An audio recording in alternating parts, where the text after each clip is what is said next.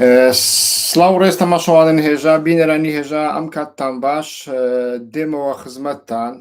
بەڕاستیش بە تەنیا ئەوڕۆ سبەینێکمان ماوە بۆ هەڵبژاردنەکانی تورکیا و ئەوەی وای لێ کردم کە ئەو پەخشە بکەم ئەو ڤیددیوە بەڕاستەوخۆ بڵاو بکەمەوە زیاتر ئیسلامیەکانی کوردستانن. هەروەکو دەزانن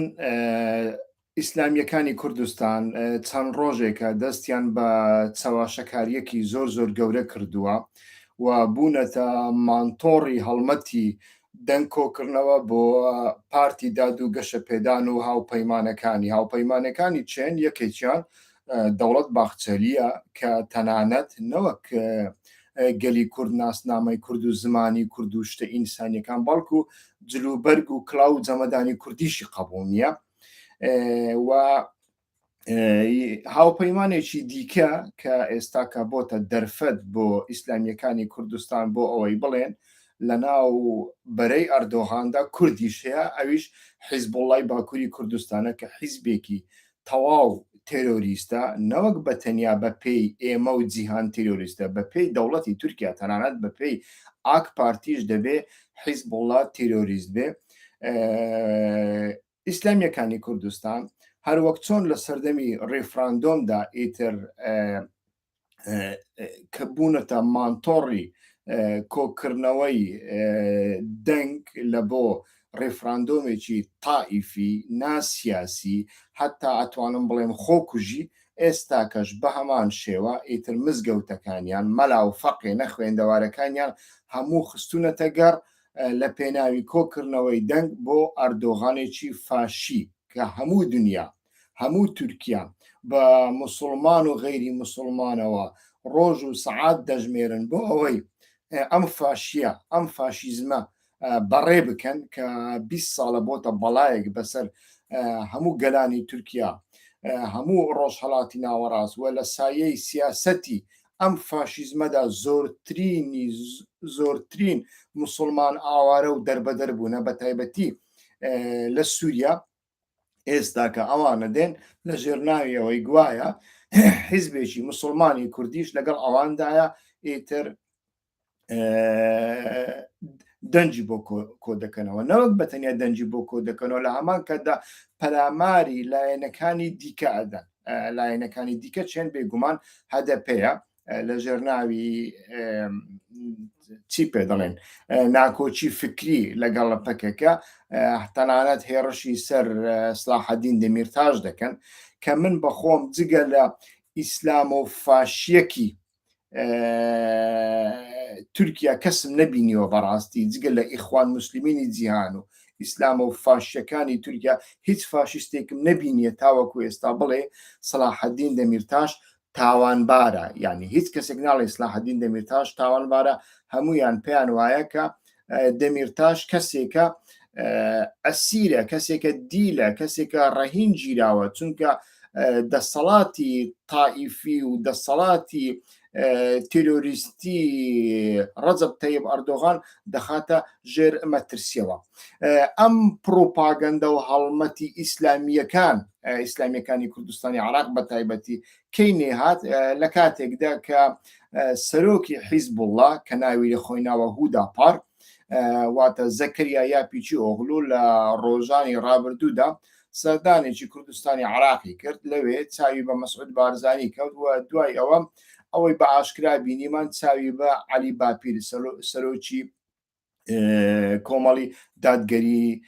کوردستان کرد و ئیتر دوای ئەوە تەماشامان کرد لەلایەن ئەو حیزبانە لەلایەن ئەو مزگەوتانە لەلایەن مەلاکانیان ئیتر چاواشەکاریەکی زۆر گەورە دەکرێت لەو بەرنامەیەدا هەوڵ ئەدەم باس لە دووڕوویی و جەهالەتی و منافقیەتی ئیسلامی سیاسی بکەم و هەوڵ ئەدەم ئوسلوبی خۆم بەڕاستی بپارێزم چونکە بەڕاستی زۆر داخلە دڵم. کاتێک تەماشای دۆکیمنتاریەکم کرد بە ناوی ڕوون RWN نازانم ئەو ماڵپەڕە ئیچەیە ئەوەی من بیستومە نزیکی کۆمەڵی دادگەریە بەڕاستی شۆکی کردم یعنی لەوێدا ئەتوانن بیدۆزنەوە لەوێدا بە ئاشکرا ئیتر مەشروعیەت لە بۆ حیزبوڵڵا دێنێ گوایە گروپێکی نیشتیمان پەروەری موسڵمانی کوردی باکوور لە ساڵانی هەشتاکاندا سەریان هەڵدا و پەکێکە و دەوڵەتی تورکیا بەیەکەوە پەلاماریان داوە و لێیان داوە و ئەوانیش ئێستاکە لە گەشە سندندان بەبێ ئەوەی بە هیچ شێوەیەک باس لە باڵگەیەک باس لە سەرچاوەیەکی باوەڕپێکراو بکە بۆیە ئیتر بە پێویستی دەزانم لەسەر حیزبوڵڵا دووبارە هەندێک زانیاریتان پێ بدەم لە 16 مانگی چواردا لە کەناڵی یوتیوبەکەمدا من ڤیددیوەکەم پێشکەش کرد لەسەر هەڵبژاردنەکانی تورکیادا و لەوێ باسی ئەوەم کرد کە حیزبوڵڵا واتە ناوەکەی ئێستای هودا پار دەبێت متتەفقی ڕەجەب تەیب ئەردۆغان و دەوڵەت باخچەلی ڕەجەب تەیب ئەردۆغان و دەوڵەت باخچەلی لە کاتژمێرەکانی دواییدانە بۆ نمونە تەماشا دەکەین یعنی هەتاوەکو دێ لێدوانەکانیان تونتر دەبن ئەو لێدوانە توندانە نیشانەی چین نیشانەی ئەوەیە کە ئەوان دەدۆڕێنن لە سێ چوار ڕۆژی ڕابردوودا وەزیری ناوخۆی تورکیا سولەیمان سۆیلو لێدوانێکیدا وتی لە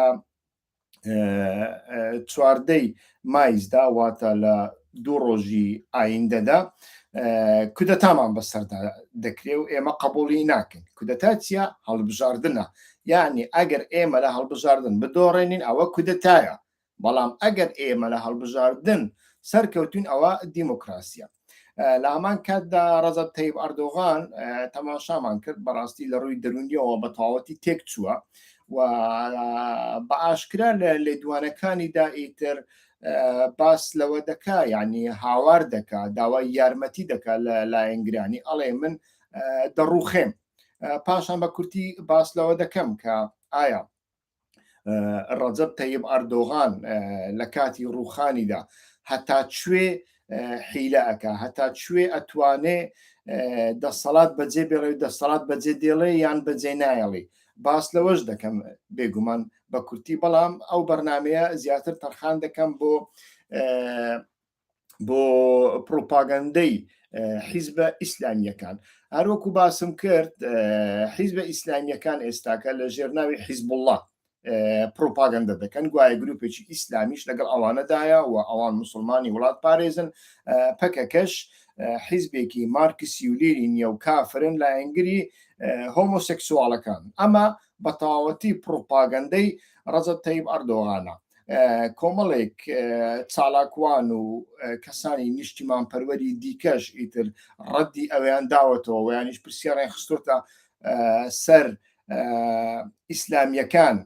باشە خۆ لە تورکیا هەتاوەکو ئێستا ڕەجەب تەیب ئەردۆغان هیچ هەڵمەتێکی نەکردووە دژی هۆمۆسێکسواڵەکان و یانیش هاوڕەگەز خوازەکان باشە خۆ ئەگەر ئێوە موسڵمانن ئەوە 20 ساڵ لەسەر دەسەڵاتن هەتاوەکو ئێستاش لە تورکیادا تەماشا دەکەن مەلهاکان کراوەنە هیچ کێشەیەک نەبووە لە هەموو وڵاتێک زیاتر لەوێ لەشفرۆشی هەیە باشە ئێوە بۆ لەوێ هیچ هەڵس و کەوتێک ناکەن یعنی ئەمانە هەمویان بەڕاستی درۆی زۆر گەورەنە بەڵام با سەرەتا بینە سەر حیزبوڵڵا هەروەکو وتم لە 16 مانگی چواردا لە کەناڵەکەمدا ئەتوانن ڤیددیوەک بدۆزنەوە لەوێ زیاتر باسی حیزبوڵڵام کردووە بەڵام لێرە دیسا بە کورتی بە بیرتان دێنمەوە و ئەو ماڵپەڕی ئیسلامیەکان دەربارەی حیزبوڵڵاش تانەت زانیاری زۆریان پێ نییە من بەخۆم لەو بارەوە چەندین پەرتووکم خوێندوونەتەوە حیزبوڵڵا لە ساڵانی 1970 و لە هەشتاکاندا زیاتر سەرهەڵئەدا و لە کاتێکدا سەرهەڵئەدا کە لە ئێران خومەینی هاتۆتە سەردەسەڵات واتە حیزبوڵڵا ئەتوانین بڵێن زیاتر بەرهەمێکی بەرهەمێکە لە ژێر کاریگەری ئەوەدایە لە ژێر کاریگەری ئێراندایە لە کاتێکدا کە لە ئێران تەماشا دەکەین خۆمەنی هاتۆتە سەردەسەڵات لە کوردستانی تورکیادا کۆمەڵێک کەسی ئیسلامی توندڕەوی محافەزەکار کە یەک لەوانە حوسێن ڤەلی ئۆغڵووە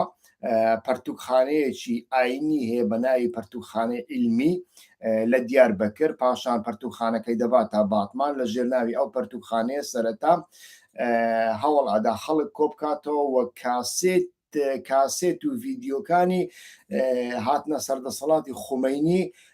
بڵاو دەکاتەوە لە ناو ماڵان و لە ناو مزگەوتەکاندا و بەو شێوەیە ئیتر تند و تیژی و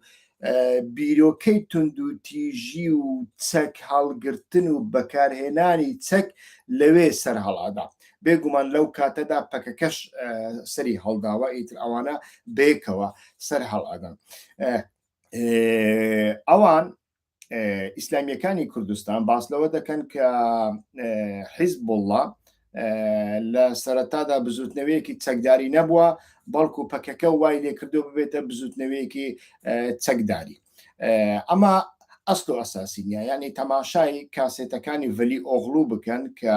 لە ساڵی 2001 لە باتمان دەستی بەسەرداگیرە لەوێدا ئیتر تەماشا دەکەن بەردەوام سەیری دۆکیومنتاریەکانی خومەینی دەکەن و یانیش دەسەڵاتی کۆماری ئیسلامی ئێران دەکەن کە تازە هاتۆتە سەرحوکم و لە هەمان کاتدا بیرۆکەی شەڕی چەکداری و یانیش چەک هەڵگرتن بەکارهێنانی تند و تیژی لە لای ئەواندا هەیە بەڵام سەرەتا ئەوان تند و تیژی لە بەرامبەر ئەو خەڵکانە بەکاردێنن یەک کە بەیعە نادەنە حیزبوڵڵای باکوور حیزبوڵڵای کوردی زیاتر بڵێم بەیعیان پێنادەن و یانیش بیرۆکەی جیاوازیان هەیە دوو ئەو تند و تیژیە زیاتر لە بەرامبەر ئەو شوێنانە بەکاردێنن کە لەوێ ئەویش لە کوردستان ها نەوەک لە تورکیا ینی لە دیاربەکر و لە باتمان و ئەوانەدا هێڕش دەکەنە سەر ئەو شوێنانە کە مەی تێدا دەخورێتەوە مەی دەفرۆشن و ئەوانە پاشان ساڵۆنی قشت چاکردنی ژنان هێڕش دەکەنە سەروانە پاشان هێڕش دەکەنە سەر ئەو شوێنانەی کە بەرگ درو دەکەن و ئەو کچانەی کە تەنورە و کراسی کورد بە تایبەتی لە هاویناندا لەبەر دەکەن بەڵام تەماشا دەکەین لە سیستەمی کەمالی تورکیادا ئێمە دەزانین کە کەمالیەکان دێنە سەردەسەڵات لە دوو لایەن ئەترسێن بێگومان یەک ئیسلامیەکانن دوو کۆمونیست و شیوعیەکانن لەو کاتەوە هەتاوەکو ساڵانی دوایی بەردەوام هەوڵادەن شتێک بڵێن پامێک بڵێن ئەڵێن ئەگەر ئیسلامیش بن وەرن ببنە ئیسلامی دەوڵەت ئەگەر کۆمونیستیش دەبن وەرن ببنە کۆمونیستی دەوڵەت بێگومان ئیسلامی دەوڵەتمان هەیە تەماشا دەکەین لە ناو دەوڵەتی تورکیادا میلی گۆرش سەر هەڵادا لە ساڵی هەفتاکاندا بە سەرۆکایەتی نەجمەدین ئاربەکان و تەماشا دەکەین لە ناو کۆمۆنیستەکانیشدا کەسانی وەکو دۆغ و پەرینچەک لە ژێرناوی کۆمۆنیست و سۆسیالیزم دەستنە ناو باوەشی کۆماری تورکیا و لە دژی سۆسیالیستە ڕاستەقینەکان بەکاریان دێنن و میلی گۆرش و ئیسلامی سیاسی تورکی و کوردی باکوور لە دژی موسڵمانە نیشتیمان پەروەرەکاندا بەکاردێنن لە قۆناغی گەورەبوونی حیزبوڵڵادا تەماشا دەکەین لە دیاربەکر چەندین مەلای ئاینی دەکوژرێن پاشان دەردەکەوێت ئەو مەلا ئاینیانە بەتەنیا یەک تاوانیان هەبووە نەیان ویستووە کلیلی مزگەوتەکان بدەنە حیزبوڵڵا گوتیانە ماڵی خوایە ماڵی خوا لە بۆ گروپێکی چەکداری و حیزبێکی سیاسی بەکار نایە کلیلیان پێ نەداون دوای چەند سەعاتێک ئەمانە کوژراون بەڵام ئێستا کە تەماشا دەکەن ئیسلامیەکانی ئیسلامە سیاسیەکانی کوردستانی عێراق یان ئەوەندە جێل و نەزان و نەفامن یان ئەوە تا تعلیماتیان لە شوێنێکەوە لە بۆ هاتووە کە بۆ شێوەیە قسە بکەن ئەوانیش منافق ویانیش بە خۆیان بەڕاستی تیرۆریستن هەروەکو لە پێشووتردا لەواندا بینیومانە. ئیتر بەڕاستی جێگەی داخەیانی من بەخۆم یەک لەو کەسانم کە بەردەوام دژایەتی ئەو بیرۆکەیەم کردووە کە نابێ ئێمە بما بە توندوتیژی بە قەدەغا بە یاسا هەوڵ بدەین ئیسلامی سیاسی بە تەواوەتی قەدەغە بکەین و ئەمە بەروە دیکتاتۆریەتمان دەبا. نمونەی کەمال ئەتاتورکمان هەیە، نمونەی سعید قەیسمان هەیە ئێستا کە لە تونس هەرچەندە سعید قەیس هەندێک بیانووی هەیە، بیانووی هەبوو لە بۆ کودەتاکردن بەسەر غەنووشیدا، چونکە غەنووشی هەر هیچ نەبێ دەیان کەسی کوشتووە. کاکە گەورەترین بەرپرسی ئەمنیستی ئینتەرناسیۆنال لیان کوشتووە، کاکە لە سەردەمی ئەواندا 11,000 کچی تونسی خوار 18 ساڵ پێشکەشی داعش کراوە لە سووریا و لە لیبیادا. یعنی هیچ کەسێک ئەمە قبول ناکە. بەڵام سەرباری ئەوەش من پێم وابووە دەبێ هەوڵ بدرێ ئیسلامی سیاسی بەڕاستی یارمەتیان بدرێ، ینی چونکە بەڕاستی لە ژێر ئەمەدا جەهالەتێکیش خۆی حەشارداوە، ینی دەبێ یارمەتیان بدرێ و یانیش لە ڕێگەی مسلمانەکان گوشاریان بخێتە سەر کە واز لە شەرعاندن بێن. شەرعاندن شتێکە، ئاین شتێکە و ئیسلامی سیاسی تەماشا دەکەین بەڕاستی ئێمە هەرچەندە هەوڵ ئەدەین دووریان بخینەوە، بەڵام ئەوان هەر ئەسنەوە باوەشی داعش و حیزب الله و ئەلقاعیدا بە هیچ شێوەیەک لەوانە دوور ناکەنەوە. لە سەردەمی داعشدا تەماشامان کرد ڕیشی خۆیان تۆزێک کورت کردەوە، ناوی خۆیان گۆڕی لە کۆمەڵی ئیسلامیەوە بۆ کۆمەڵی دادگەری وشتیوە و هاتنە پەرلەمانی ئەوروپا، تەلەفۆنیان بۆ ئێمە دەکرد، دەیانوی چاوپێککەوتنیان لەگەڵ ساز بکەین، یارمەتیمان بدەن با بچینە ناودام و دەستگاکانی ئەوروپا و خۆمانیان پێ بناسێنین، پێیان بڵێن کە ئێمە تیرۆریست نین، ئێمە داعش نین، داعش مسلمان نیە و هەتا دوایی ئیتر. بەڵام ئێستا کە تەماشا دەکەن گەڕاونەوە سەر سکەی جارانی خۆیان، ینی سەبارەت بەوەی کە گوایە پەکەکە لەگەڵ ینی دژایەتی حیزب الله کردووە لە سەرەتا، بێگومان ینی پەکەکە لە سەرەتادا بزوتنەوەیەکی مارکسی لینینی ستالینی بووە، خۆی بە پێشەنگی شۆڕش زانیوە و کاتێک دەچێتە فەڵەستین و دەچێتە سووریا لەوێشەوە تەماشا دەکەین بزوتنەوەی فەڵەستینی خۆی بە پێشەنگی گەلی فەڵەستین دەزانێ و یانیش حکوومەتی سووریا حیزبی باعث خۆی بە پێشەنگی شۆڕشی عەرەبی سووری دەزانێ و بە پێویست دەزانێت کە حیزبەکانی دیکە ئەگەر هەش بن بەیعی بۆ بن و لەو ئەوە ناشادرێتەوە کە پەکەکەش پەلاماری حیزب اللهی داوە، حیزب اللهش پەلاماری پەکەی داوە. بەڵام هەموو مسلمانانی جیهان کۆبکەوە، هەموو کۆلکە فەقێ و کۆلکە مەلایەکانیان کۆبکەوە، یەک شت هەیە ناتوان ئینکاری بکەن، یەک ڕاستی هەیە، ئەویش ئەوەیە پەکەکە 50 ساڵ شەڕی دەوڵەتی تورکیای کرد، حیزب الله جگە لە چالاچێکەش پاشان بۆتان باز دەکەم کە لەسەر چی بۆ جگە لە چالاچێک یەک فیشەکی لە بەرامبەر دەوڵەتی تورکیان نەتەقاندووە. هەروەکو وتم لە ساڵانی هەشتاکان هەتاوەکو کۆتایی نەوەتەکان 3,000 نیشتیمانپەروەری کوردیان کوشتووە، 3,000 نیشتیمانپەروەری کورد. ئەمە بە پێکان بەڵگەکان بە تەنیا بەڵگەی دەوڵەتی تورکیاش نین، یعنی ئەگەر پێتان وایە دەوڵەتی تورکیا ئەلمانیە، باش ئەگەر ئەلمانیا خۆ ئەردوغانەوە 20 ساڵ لە سەردەسەڵاتدا هەتاوەکو ئێستا ئایا وەزیرێکی ئاسایش و ئەمنی و ناوخۆیی حکوومەتی ئەردۆغان ئەتوانێت ئەو بەڵگانە ڕەت بکاتەوە و یانیش بەڵگەی دژە بەڵگەیان هەتاوەکو ئێستا پێشکەش کردووە لە دادگاکان کە حیزب الله ئەو 3,000 کەسە کوردەی نەکوشتووە و ئەو 3,000 کەسە کوردانە بەشێکیان بەڕاستی کەسانی مسلمانن، بەڵام لەبەر ئەوەی بەیعیان نەداوە بەیعێن نەداوەتە حیزب الله، چۆن داعش کاتی خۆی ئەوەی بەیعی پێ نەدابا دەیان کوشت، ئەوانیش بە هەمان شێوەیان کردووە، بەیعیان پێ نەداوە ئیتر کوشتویانە. و ئەمانەی کە کوشتویانن بەشی زۆریان ئەمانە تەنانەت پەکەکەشنی، ناڵین شەڕی حیزب الله لە بەرامبەر پەکەکە ڕەوایە، بێگومان شەڕی حیزب الله لە ناو تەکەلی دەوڵەتدایە، کاتێک حیزب الله لەگەڵ وەکو وتم یعنی سیاسەتی دەوڵەتی تورکیا بەو شێوەیە، کاتێک ئەوان تەماشا دەکەن بزوتنەوەیەک هەیە کە لە ڕووی تیۆریەوە ڕنگ بێ لەگەڵ ئەوان نەگونجێ، ئیتر هەڵدەستن هەوڵ ئەدەن ئەو بزوتنەوەی لە بۆ بەرژەوەندی خۆیان وانی ویانش لە دژی لایەنی دیکە بەکار بێنن و لە بەرامبەر پەکەکەش بەم شێوەیە بەکاریان هێناوە. پاشان بەڵگەکانتان بۆ باز دەکەم یعنی بەڵام ئەوەی کە حیزب الله کوشتویەتی لەو 3000 کەسە جگە لە ژنان،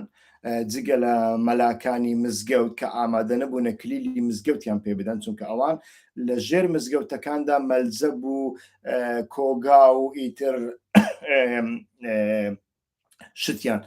ساز دەکرد بۆ ئەوەی بەڵگەکانیان بشارنەوە، چەندین تەرمیان شاردوونەتەوە دوای ئۆپەراسیۆنی 2001 بەدەیان تەرم دۆزرانەوە لە ماڵەکانیان لە باخچەکانیان لە ژێر عەرزدا تەرمەکانیان شاردبوونەوە بەشێکیان ئەوانە لایەنگری خۆشیان بوو، بەتەنیا لەبەر ئەوەی بەیعیان پێ نادان و یانیش پرسیاریان دەخستە سەر هەندێک چالاکیەکانیان ئەوانیشیان دەکوشتن. یعنی ئەو ڤەلی ئۆغڵوەیە، ئەو حوسێن ڤەلی ئۆغڵوە یەکێک لە جێگرەکانی خۆشی کوشتووە، بەو شێوەیە بووە. جگە لەمە ئەمانەی دیکە کە کوژراون خەڵکانی ڕووناکبیر بوون، وەکو ویداد ئایدن و یعنی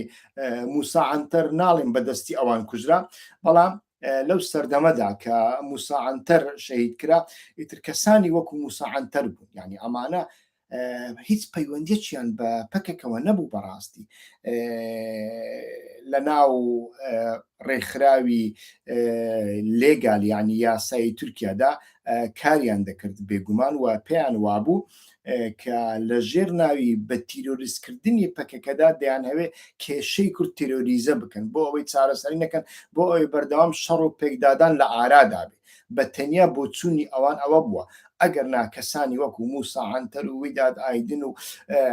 ئەگەر بینە سەر ئێستا کەسانی کە ناو بزوتنەوەی سیاسی لێگالی کوردی تورکیادا بن وەکو لەیلا زانا، عوسمان بایدەمیر، ئەوانە فڕیان بەسەر پەکەکەوە قەت نەبووە. ئێستا کەش لەناو هەدەفدا بە سەدان کەس هەن کە هیچ پەیوەندیەکیان بە پەکێکەوە نییە، بەڵکو کەسانی نزیک لە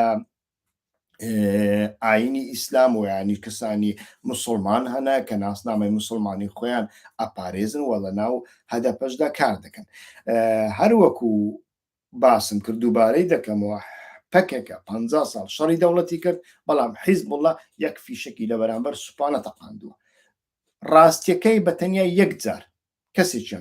کەسێکیان کوشتووە، ئەویش لە ساڵی 2001دا واتە لە سەرەتای هاتنی ڕەجەب تەیب ئەردۆغاندا، بە خۆتان دەزانن لە 2000ەکاندا ناکۆچی زۆر کەوتە نێوان ئەمریکا و ڕێکخراوە توندهاژۆکانی ئیسلامی سیاسی، بە تایبەتیش وەهابیەکان، بە تایبەتی ئەڵقاعیدە و تالیبان و ئەمانە، و ئیتر ئێهمالیان کردن و یانیش تەماشایان کرد ئەڵقاعیدە لە خەتی ئەوان دەردەچێ و چەندین هێرشیان کردنە سەر ئەڵقاعیدە لە سۆماڵ و ئەوانە هەروەکو بەخۆتان دەزانن، و ئەڵقاعیدە شێڕشی کردە سەر ئەمریکا 11 سپتەمبەر لە بەرچاونە، بەڵام پێشتریش ئەمە هەبوو، یعنی پێش 11 سپتەمبەریش لە نێوان ئەڵقاعیدە و ئەمریکادا ناکۆچی زۆر گەورە هەبوون و ئەو کاتەیتر ئەمریکا و خۆر ئاوا بیریان لەوە دەکردەوە ئیسلامێکی نەرمڕەو بێنە سەر دەسەڵات. لە ڕۆژهەڵاتی ناوەڕاستدا بۆ ئەوە خۆیان نزیکی ئیخوانەکان کردەوە و لە تورکیادا تەماشامان کرد لە ناو بزوتنەوەی میلی گۆرشدا ڕەجەب تەیب ئەردۆغان و عەبدوڵڵا گولیان هێنانە دەرەوە بزوتنەوەکەیان پارچە پارچە کرد دوای ئەوە ڕەجەب تەیب ئەردۆغان و عەبدوڵڵا گوڵ هاتنە سەردەسەڵات لە پڕەوە یعنی هاتنە سەردەسەڵاتی ئەوانەدا بەخۆی هەدیەیەکی ئەمریکا بوو لە سایەی لە کۆنتترۆل دەرچوونی ئەلقاعیدەدا حیزب الله لەو ساڵانەدا ینی گوتم حیزب الله سەرەتا لە ژێری کاریگەری کۆماری ئیسلامی ئێران دروست دەبێت بەڵام دوایی لە ساڵانی کۆتایی نەوەتەکاندا پەیتا پەیتەن ئەچێتە سەر خەتی حیزب الله چونکە تەماشا دەکەین ئێران ئەگەر ئەتۆ لە ماڵەکەتدا هەڵپەرچەی ڕەشبەڵک بکەیت کێشەی لەگەڵت نییە بەڵام حیزب الله کێشەی هەبوو بەڕاستی کێشەی هەبوو لەگەڵ ئەمانەدا بە تایبەتی لە ناوچە کوردیەکاندا ئیتر دیاربەکری کرد بۆ قیامەت و ئەو کاتە ئەمریکا مەرجێکی هەیە لە بۆ تورکیا یەک لەو مەرجانش ئەوەیە کە دەبێ بەلای کەمی لە ناو خۆیدا گروپی رادیکالی سەر بە خەتی ئەلقاعیدە لەناو ببە یەک لەوانەش حیزب اللهی کوردی بوو ئیتر بزوتنەوەکەی حوسێن ڤەلی ئۆغڵو بوو لەو ساڵانەدا ئیتر تەماشا دەکەین کە لەوێ گافار ئۆکان هەبوو گافار ئۆکان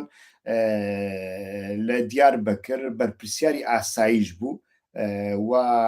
هەوڵیدا کۆمەڵێک شەبەکە و گروپ و باندی حیزب الله کەشف بکە کە وەکووتم ڕێگەیان لە مەیخانە و لە ساڵۆنەکان دەگرت ویانیش ئەو مەلایەنەی کە ئامادە نەبوون کلیلی مزگەوتیان پێ بدەن ئیتر ئەمانیان تیرۆر دەکردن ئەمانەی کۆمەڵێکی لەوانەگرتن ئەمانیش هەڵسان شەوێک کاتێک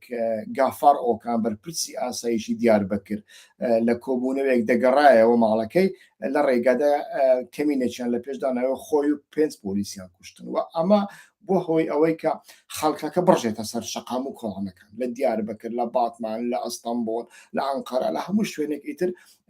گوشارێکی زۆر زۆر خرا سەر دەوڵەت گوشاری ئەمریکاش هەبوو کە دەبێ حیزب الله بە تەواتی تەفروت و نابکرێن ئیتر ئەوان لە باتمان هێرشێکیان کردە سەر ماڵی حوسێن ڤەلی ئۆغڵو حوسێن ڤەلی ئۆغڵویان کوشت و جێگرێکەشی هەڵات ئێستاکە بە پێی زانیاریەکان لە قوما لە ئێران ئێستاکەش خۆش شاردۆتەوە و پێی وایە ئەو ئێستاکە سەرۆکی حیزب اللهە یعنی بە کوردی حیزب الله بەتەنیا داوای لێبوردنەکەم تۆزێک قۆرگ موشک بوو حیزب الله بەتەنیا یەک چالاکی کردووە لە بەرامبەر دەوڵەتی تورکیادا لەمە زیاتری نەکردووە هەموو چالاکیەکانی دژ بە کوردەکانی باکوور بووە دژ بە بزوتنەوەی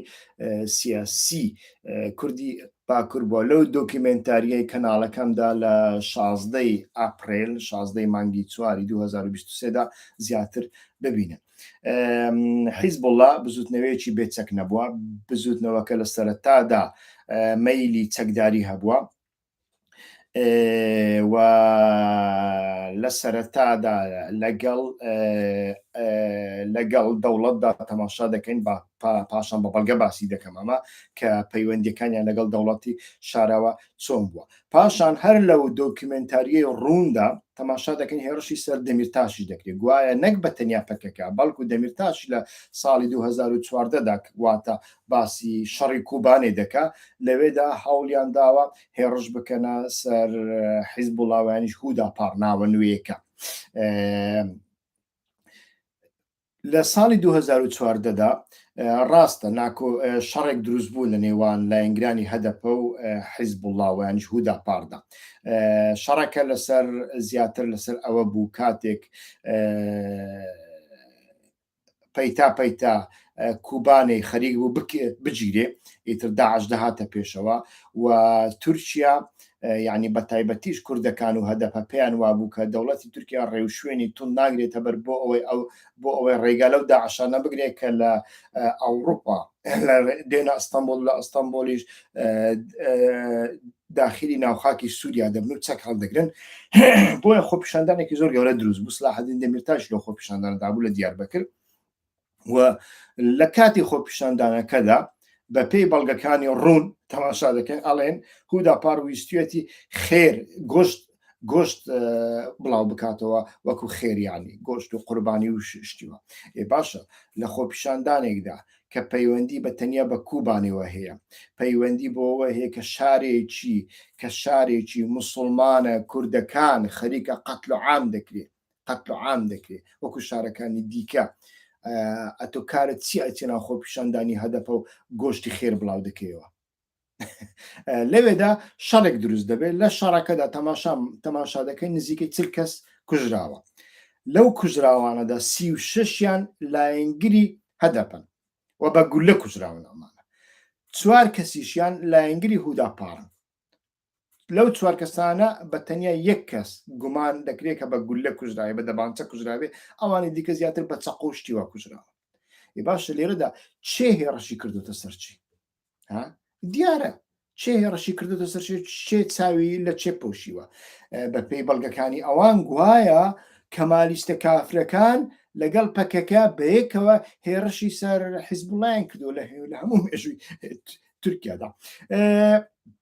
بە کورتی دەمەوێت چەند بەڵگەیەکتان بۆ باز بکەم ئەو بەڵگانە لە زاری کەسانی ناو دەوڵەتە حتا دەوڵەتی قوڵی تورکیادا کە ئەو کەسانی کە وەزیفەی زۆر بەرزیان هەبووە لە پەیوەندی حیزبوڵا لەگەڵ دەوڵەتی قوڵی تورکیادا لەگەڵ کەمالیستە کافرەکاندا لە ناو کەوانەدا فکری ساغلەر وەزیری پێشووتری تورکیا لە چاوپێکردنێکیدا لەگەڵ ڕۆژنامەی قەرەبەیاز باس لەوە دەکەم ئەڵێ سوپا نەک هەر حیزبوڵای لە دژی پەکەکە و لە دژی کوردەکان بەکارهێنا و حیزبوڵای سپۆنسەر کردویان وانش پشتگیری هەروەها باس لەوە دەکا ئەڵێ ئەو بڕیارە لە ساڵی 1985 دراوە بۆ ئەوەی حیزبوڵا سپۆنسەر بکرێ چەکی پێ بدرێ و لە دژی پەکەکە بەکار بهێندرێ و هەروەکو لە چالاکیەکانی حیزبوڵادا پێش 2001 پێش کوشتنی گافار ئۆکان یەک چالاکیان نییە لە دژی سوپا و دەوڵەتی تورکیادا ئەمە وەزیری پێشووتری کولتوری تورکیایە ئەم قسەیە دەکا فکری ساغلەرە یعنی کەسێکی ئاسایی نییە پاشە دۆغ و پەرینچەک کەسێکە لە متتەفقە هەرە گەورەکانی ڕەزەب تەیب ئەردۆغان متتەفقەکە هەرە گەورەکانی ڕەزەب تەیب ئەردۆغان دوژمنێکی سەرسەختی پەکەکەیە و هیچ کێشەیەکی لەگەڵ ئیسلامی سیاسی بەو شێوەیە نییە وەکو کەمال قەلەجدار ئۆغڵو بۆ نمونە و پیاوێکی زۆر بە کاریگەرە لە ناو دەوڵەتی قوڵی تورکیادا تەماشا دەکەین لە ناو هەموو جومگەکانی دەوڵەتدا کەسانی خۆی هەنا و گۆڤارێکی هەبوو بە ناوی دۆغڕوو گۆڤارەکەی ناوی دۆغڕوو بوو یعنی ڕاست ڕێگای ڕاست ئەو گۆڤارە لە ژمارەی لە 16 شوباتی 1992دا باس لەوە دەکا کە ئەڵێ حیزبوڵای باکوور واتە هودا پار لە دیاربەکر لە بەشی چەڤی قوڤەت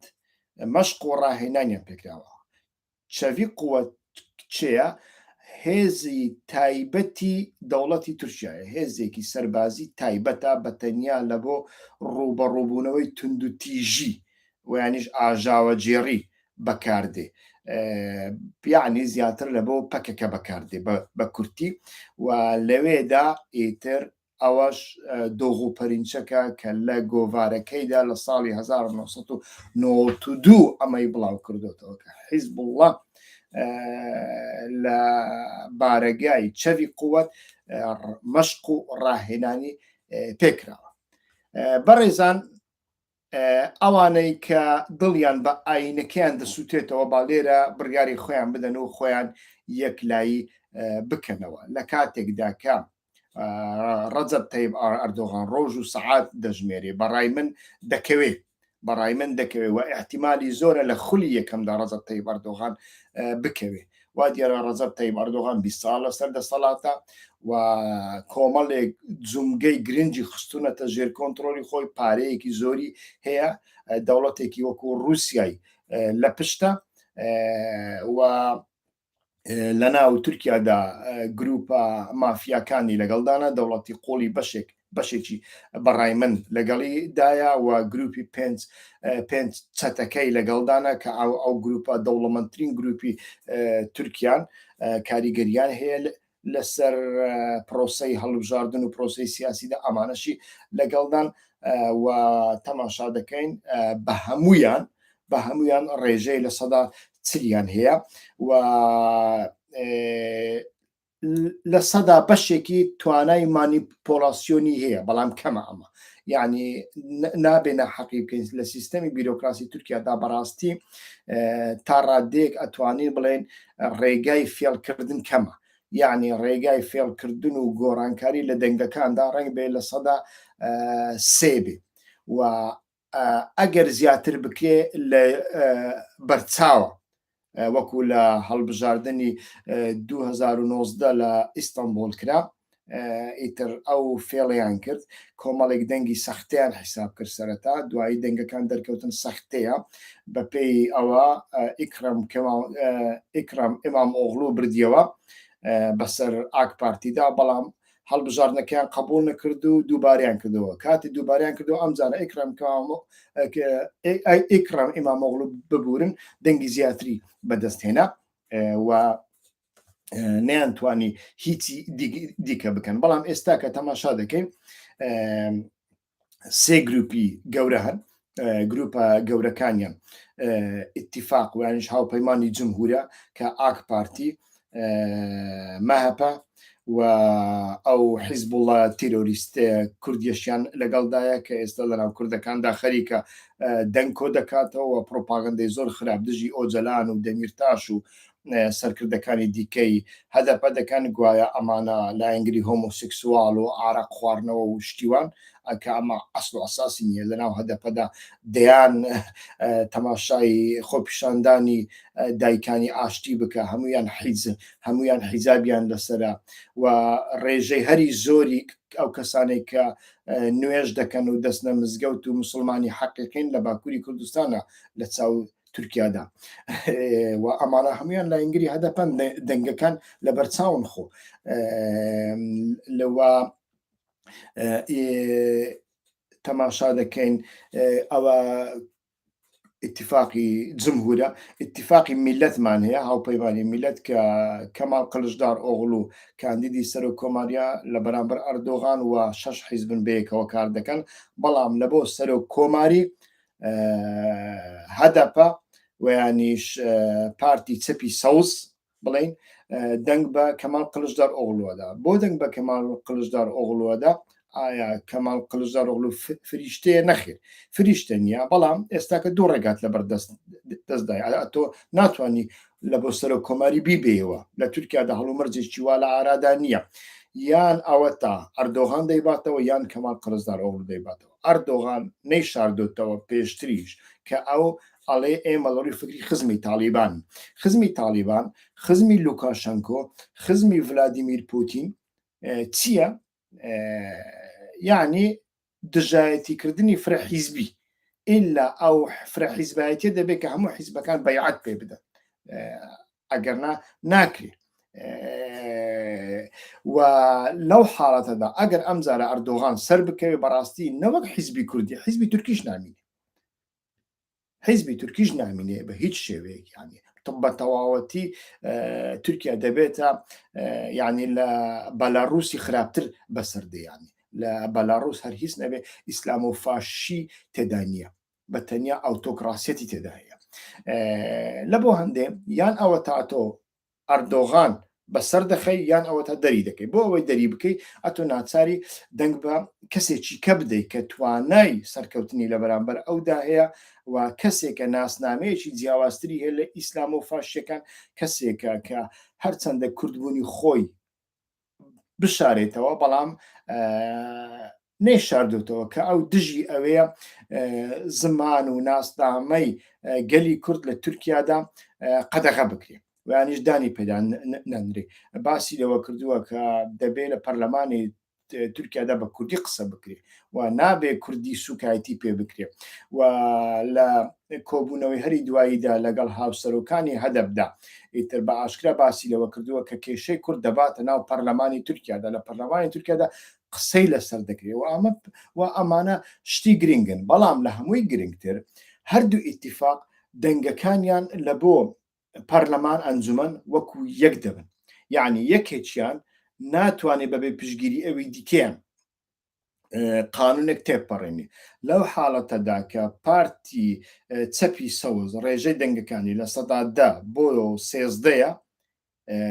ڕنگ بێ کەمتر بێ زیاتر بێ ئەگەر ئیتیفاق لەگەر هەر لایەنێک لەمانە بکە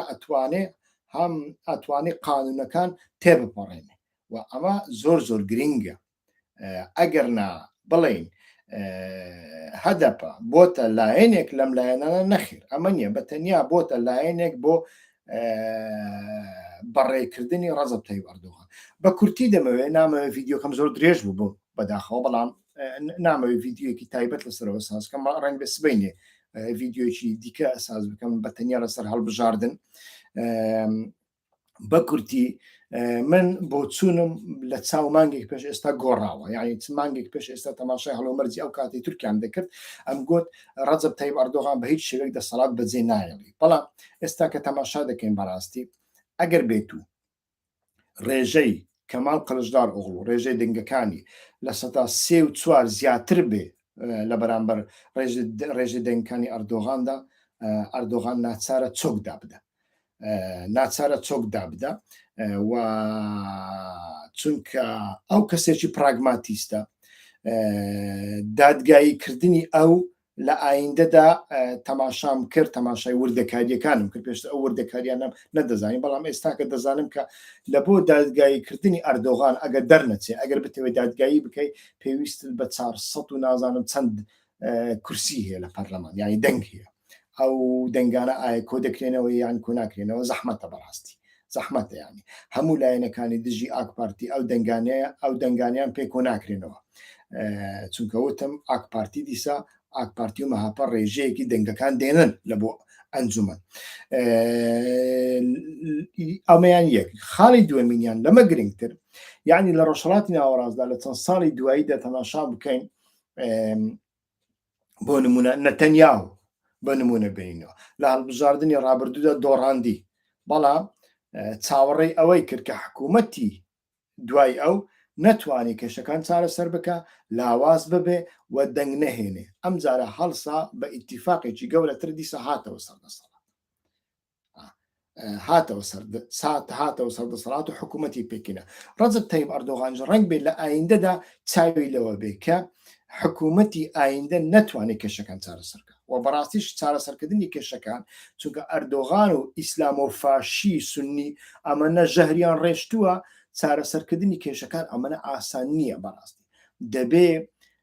سیاسەتێکی زۆر عاقلانە و گشتگیری دەوڵەتت هەبێ یعنی دەوڵەت سەر لە نوێ شڕۆڤە بکرێتەوە بیرۆکراسی سەر لە نوێ شڕۆڤە بکرێتەوە ئینجا ڕنگ بێ بتوانی بەشێک لە ژەهرەکەی ئەردۆغان و ئیسلامۆفاشی پاک بکەوە لە تورکیادا ئایا ئەمە دەکرێت یان نا بەڕاستی جارێ من بخۆم ئەمە نازانم و هیوادارم ئەمە چارەسەر بکرێ لە ئایندەدا زیاتر دەبینین کە ئەمەیان چی بەسەر دێ بەڵام بە هەر حاڵەتێک بێ قسەی کۆتاییم ئەوەیە مەلاو فەقێکانی کوردستان ئیسلامە سیاسیەکانی کوردستان لە ژێرناوی ئەوەی کە لە ناو هەدەب هۆمۆسێکسوالن کافر مارکسین واز لە پرۆپاگەندە خراپانە بێنن بەڕاستی تاوانبار دەبن بەڕاستی لە ڕەزیل و ڕیسوا دەبن زۆر زۆر عیبە زۆر زۆر شەرمە یان لە ناو هەدەپەشدا کەسانی مسلمان هەنە دەستنە مزگەوت ڕۆژوو دەگرن عیبادەت دەکەن باوەڕیان بەخوای خۆیان هەیە بەڵام جیاوازی ئەوان لەگەڵ ئێوە لەسەر ناوی ئیسلام بازرگانی ناکەن پارە کۆناکەنەوە ناسنەڕێ قاسمی سولەیمانی و دەرۆزە بکە و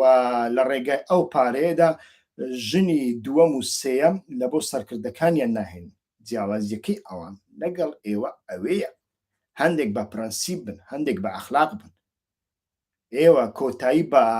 ئاینەکەی خۆتان دێنن و بەڕاستی دەبێ ئەو مسلمانانەی کە بێدەنگن بەڕاستی دەبێت دەنگ هەڵبڕێن یانی لە ناو کۆمەڵ و لە ناو یەکگرتوودا کەسایەتی بەڕێز هەنا، کەسایەتی نیشتیمان پەروەەر هەنا، ئەمانە بەڕاستی زۆر زۆر بێدەنگن یانی ئەو هەڵوێستە دووفاقیە نابێیان نەتەنیاهۆ فەڵستینێک دەکوژێ هەمویان دێنە سەرجادە ئەردۆغان ئافرین دەسووتێنێ گۆڕی ئەحمەدی خانەیە کە گەورەترین فەیلسوفی بە گەورەترین فەیلسوفی مسلمانان دەناسێت لە ڕۆژهەڵاتی ناوەڕاستدا گۆڕەکەی تێک و پێک ئەدرێ یەک کەس ناگیرێ یەک ئیسلامی سیاسی نایەتە سەرجادا قسە ناکە دارستانەکانی بادینان هەمووی بڕایەوە دارستانەکانی جوودی و گاباریان هەموو بڕیەوە و فرۆشتیان هەموو دێهاتەکانیان سووتاندن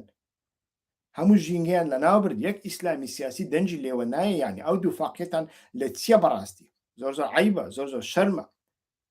یانی تەماشاکەن جاشەکان لە سەردەمی ڕژێمی پێشودا ڕژێمی بەعزدا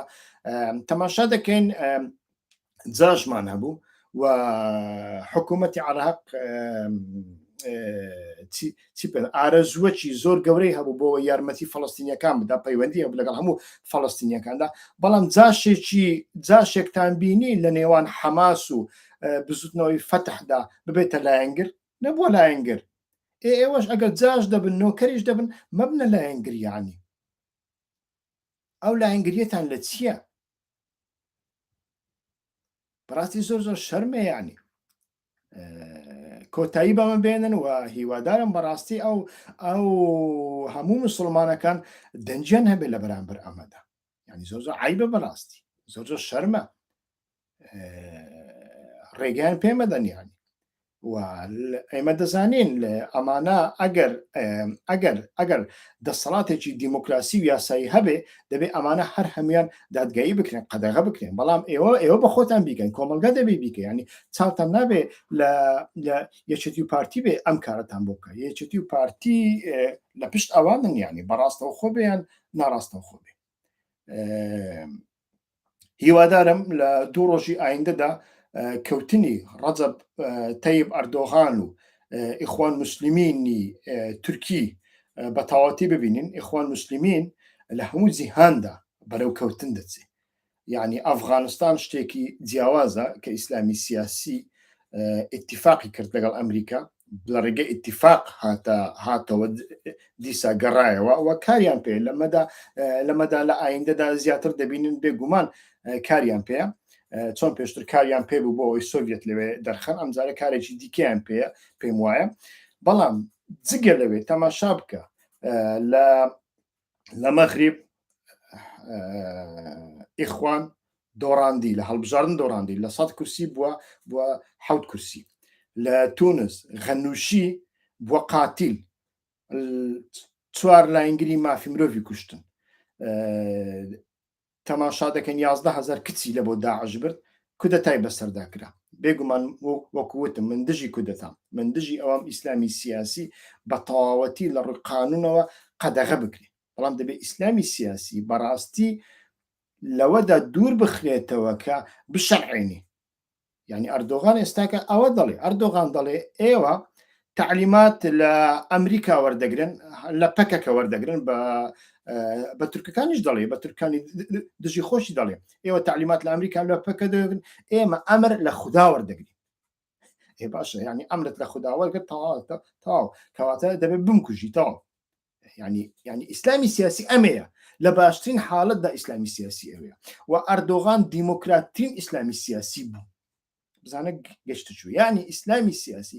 ناکرێ مەدەنی ببێ چونکە لەسەر بنەمای شەرعاندن کار دەکات و ئەو شەرعاندنە دەبێت سەر لە نوێ تەفسیر بکرێتەوە کە خۆی تەفسیرە خۆی کۆمەڵێک کۆلکەمەلای وەکو ئێوە تەفسیریان کردو کاتی خۆی 1900 ساڵ پێش ئێستا کەش دەبێت تەفسیر بکرێتەوە لەلایەن کەسانێک کە لە ڕووی دەرونیەوە مێشکیان لە جێدایە تەندروستیان لە جێدایە دەبێت سەر لە نوێ تەفسیر بکرێتەوە و دەبێت بەڕاستی ئەوانەی کە بەڕاستی مسلمانن ئاینەکەیان خۆش دەوێت يعني باس لو أنا ناكم لبو أوي قسيان بين اللين للشرمان أتنويجك دكن يعني خوانوك مسلمان نشاندن يعني على بالروجيما چونکە مسلمانێتی بۆتە شتێکی شێوەیی شکلی گەوهری تێدا نەماوە بەڕاستی من باس لەوە ناکەم بەڵام ئەوانەی بەڕاستی مسلمان دەبێ دەنجی خۆیان هەڵ ببڕن و دەبێ بەڕاستی لەو لایەنەدا ئیسلامی خۆیان لە ئیسلامی سیاسی و کاریگەریەکانی بەتەواتی پاک بکەنەوە تا بەیانی ڕنگ بە بەیانی بە ڤیددیوەکی نوێتر لەسەر هەڵبژاردن لەگەڵتان دابم داوای لێبوردنەکەم کە تۆزێک درێژەی کێشە کاتێکی خۆش ڕێز و سڵاو هەر بژین.